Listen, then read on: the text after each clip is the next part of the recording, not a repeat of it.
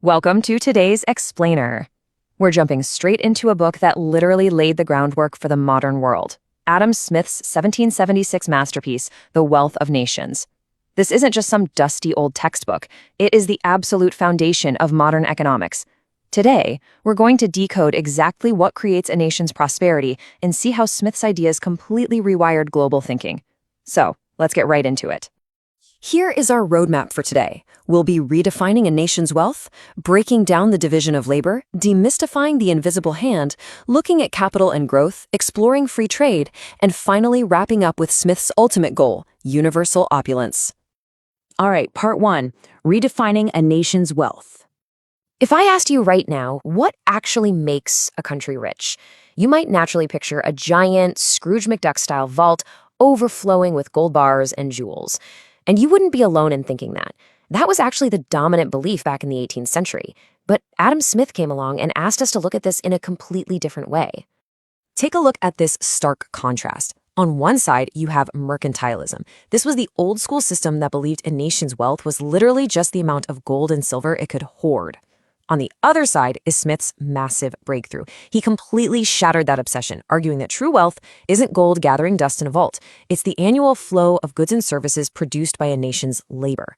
Basically, a country's wealth is the actual, tangible standard of living of its people. Moving on to part two, division of labor and productivity. To really grasp how to maximize this flow of goods, Smith zooms us all the way down to the microscopic level. Picture a single worker, totally unspecialized, trying to make a metal pin from scratch. Doing every single step by themselves, they'd be lucky to pump out maybe 20 pins in an entire day. It's incredibly tedious, painstakingly slow work. But watch what happens when we tweak the process. Instead of one person doing the whole shebang, the complex task is broken down into 18 distinct specialized steps. One person draws the wire, someone else cuts it, a third points the end, a fourth adds the head, all the way down to the final packaging. Each worker is just doing one specific step over and over again. And look at this massive gap. By dividing the labor, a tiny team of just 10 workers doesn't just make 200 pins. Their output completely skyrockets to a staggering 48,000 pins a day. I mean, that is thousands of pins per worker. It's an unimaginable leap in productivity compared to the guy working solo. So why does this massive leap happen? Well, it boils down to three key things. First, workers gain just incredible dexterity and skill from doing the same motion repeatedly. Second, you literally save time because nobody's walking between workstations or fumbling to swap tools. And third, and this is really cool, laser-focused workers naturally start inventing specialized machinery to make their one specific task even easier. It is basically the ultimate engine of productivity. Which brings us to part three, the invisible hand demystified. Okay, so we've seen how goods are efficiently made on the factory floor. But zoom out for a second. How are thousands of different goods distributed across an entire country without some grand central planner barking orders? This is where Smith's most iconic concept comes in. He pointed out that your local baker doesn't wake up at 4 a.m. to bake bread just because he's a super nice guy. He does it out of self-interest, to make a living. But by trying to maximize his own profit, the baker is led by an invisible hand to accidentally promote the prosperity of the whole society. Consumers get fresh bread, the baker gets paid, everybody wins. To understand how this organic market actually functions, Smith draws a line between two types of value. First, value in use. That's the practical, life-saving utility of something like water. Then you have value in exchange, which is the price an item commands on the open market, like a diamond. Water is obviously infinitely more useful than a diamond, but diamonds have a higher exchange value because of all the toil and trouble it takes to dig them up. And these market prices, they act as vital, flashing signals to everyone in the economy. Let's see how those price signals play out in practice. If prices are high, consumers back off, but producers rush in to supply more. That creates a surplus, which organically drives prices back down. On the flip side, if prices drop too low, consumers buy more, producers pull back, and boom, you get a shortage that drives prices right back up. The genius here is that self-interested buyers and sellers naturally gravitate toward an equilibrium. Millions of independent decisions coordinate perfectly smoothly, and society's total welfare gets maximized without anyone steering the ship. Part 4, Capital, Labor, and Growth.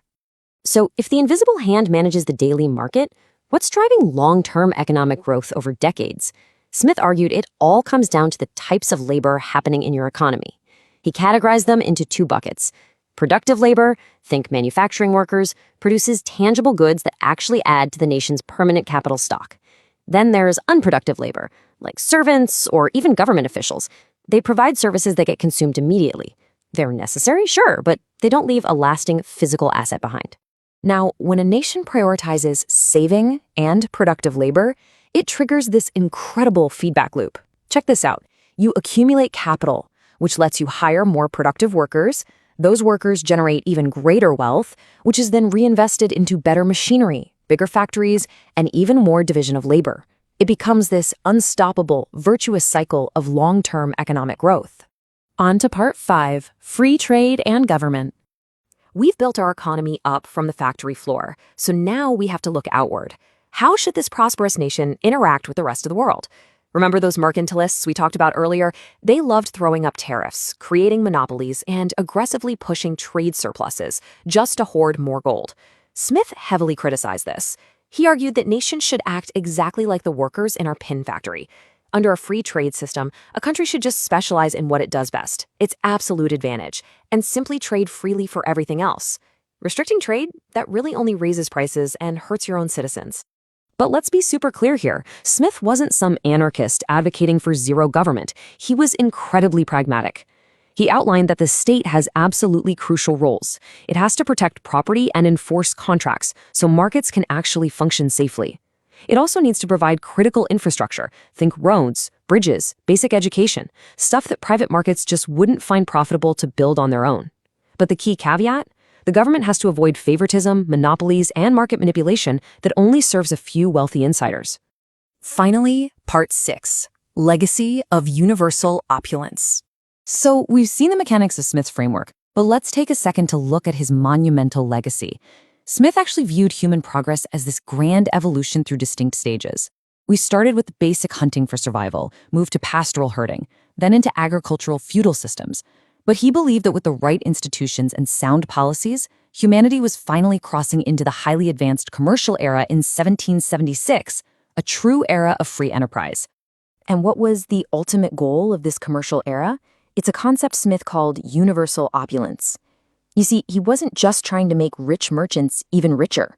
He genuinely believed that open markets, individual liberty, and fierce competition would generate so much wealth that it would continuously raise the standard of living for everyone, especially the poorest and most vulnerable members of society. As we wrap up today's explainer, I want to leave you with this thought. Just take a second and look around your room right now. Look at your phone, the clothes you're wearing, the materials in your walls. Think about the massive, highly specialized global supply chains that seamlessly delivered all of those items to you today, all without a single central planner telling them to do it. It kind of makes you ask, how much of your world, right in this exact moment, is still being quietly and perfectly guided by Adam Smith's invisible hand? Thanks for joining me today, and keep questioning the incredible systems that shape our world.